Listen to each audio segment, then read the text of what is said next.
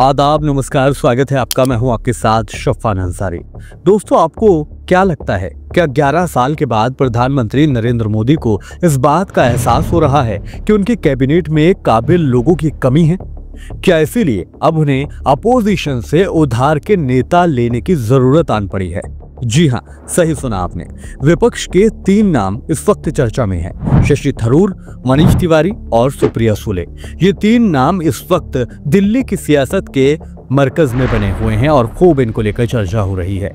वजह की बात करें तो इनके बारे में ये कहा जा रहा है कि प्रधानमंत्री नरेंद्र मोदी अब इन्हीं चेहरों को अपनी नई टीम में जगह देने की तैयारी कर रहे हैं। इसके लिए खाका भी तैयार किया जा रहा है। चलिए एक एक करके सबकी बात करते हैं। सबसे पहले बात करेंगे शशि थरूर की। थरूर कांग्रेस के तेज तर्रार सांसद हैं। अंतर्राष्ट्रीय मंचों पर हिंदुस्तान का प्रतिनिधित्व कई मर्तबा कर चुके हैं और भारत की सॉफ्ट डिप्लोमेसी के बड़े चेहरे की पहचान बनाए हुए हैं।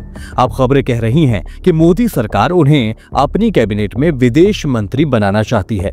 यानी ये कहा जा सकता है कि एस जयशंकर की विदाई की तैयारी तकरीबन पूरी हो चुकी है। जयशंकर को बाय बोलने की वजह की बात करें तो ये बताया जा रहा है कि पाकिस्तान और अमेरिका के मोर्चे पर जयशंकर की परफॉर्मेंस को लेकर प्रधानमंत्री नरेंद्र मोदी कह लीजिए या फिर यूं कहिए कि बीजेपी आलाकमान किसी भी तरह से संतुष्ट नहीं है। और फिर 10 मई को भारत पाकिस्तान के बीच हुए सीजफायर दबाव ने मोदी सरकार की कड़े फैसलों वाली छवि को भी बहुत ज्यादा डैमेज कर दिया है। इसी वजह से खबर है कि अब एस जयशंकर की छुट्टी होगी और थरूर विदेश मंत्री हो सकते हैं। चलिए अब बात करते हैं मनीष तिवारी की। पूर्व में सूचना एवं प्रसारण मंत्री रह चुके हैं, अनुभवी वकील हैं और कांग्रेस के अंदर लंबे वक्त से असंतुष्ट नेता के तौर पर नजर आते हैं। मोदी सरकार ने उन्हें हाल ही में विदेशी संसदीय प्रतिनिधिमंडल में भेजा था। वैसे कांग्रेस भेजना तो नहीं चाहती थी, लेकिन नाम फिर भी उनका लिस्ट में शामिल किया गया था। अब सियासी गलियारों में ये भी चर्चा गर्म है कि मनीष तिवारी विदेश से लौटने के बाद बीजेपी में एडजस्ट किए जा सकते हैं या उनको कराया जा सकता है। शायद एक मंत्रालय भी उन्हें दे दिया जाए। चलिए अब आगे बढ़ते हैं और तीसरे नाम की बात करते हैं। ये तीसरा चेहरा है एनसीपी सुप्रीमो शरद पवार की बेटी सुप्रिया सुले। जी हाँ, उन्हें भी एक विदेशी प्रतिनिधि मंडल का चेयरपर्सन बनाकर विदेश भेजा गया। जानकारी मानते हैं कि असल मेहरबानी सुप्रिया सुले पर नहीं की जा रही, बल्कि उनके पिता शरद पवार के ऊपर की जा रही है और ये भी रणनीति का ही एक हिस्सा है। अजीत पवार और शरद पवार की दोनों एनसीपी को एक करके उनको एनडीए में शामिल कराने की एक कोशिश के तौर पर भी इसे कहा जा रहा है और बदले में इनाम के तौर पर एक मंत्रालय भी दिया जा सकता है। दोस्तों, अब यहाँ सवाल ये आता है कि क्या वाकई मोदी सरकार की ये सबसे बड़ी कमजोर घड़ी है?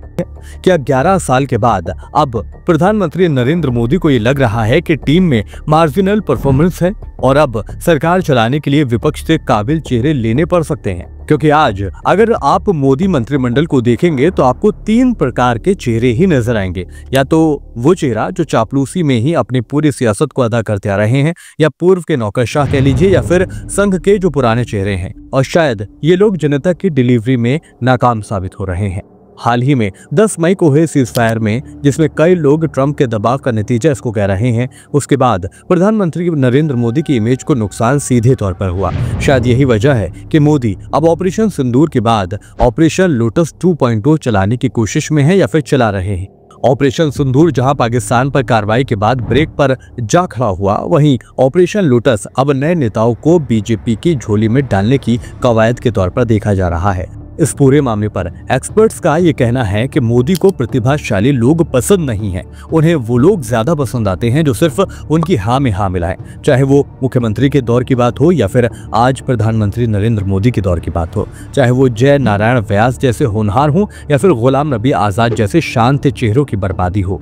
मोदी को सिर्फ लॉयल्टी चाहिए, मेरिट नहीं। क्या ये वही मोदी हैं जो आत्मनिर्भर भारत की बात किया करते थे, लेकिन शायद आत्मनिर्भरता आज एनडीए के अंदर ही खत्म हो गई है और जरूरत ये हो गई है कि अपोजिशन से चेहरे लेने पड़ रहे हैं? क्या ये शुरुआत है उस दौर की जब मोदी भी अपनी ही टीम पर भरोसा नहीं कर पा रहे? और अगर ऐसा है तो इसका मतलब क्या निकाला जाए? सत्ता का अंत या फिर एक और नई सियासी चाल? आपको क्या लगता है, क्या मोदी सरकार वाकई काबिल लोगों की तलाश में अपोजिशन के दरवाजे पर जाकर खड़ी हो जाएगी? कमेंट करके आप अपनी बात बता सकते हैं। आखिर में आपसे गुजारिश है कि वीडियो को पसंद आया तो वीडियो को लाइक करें, शेयर करें और हमारे चैनल को और हमें सपोर्ट करने के लिए चैनल को सब्सक्राइब करना ना भूलें। फिर होगी मुलाकात। नमस्कार।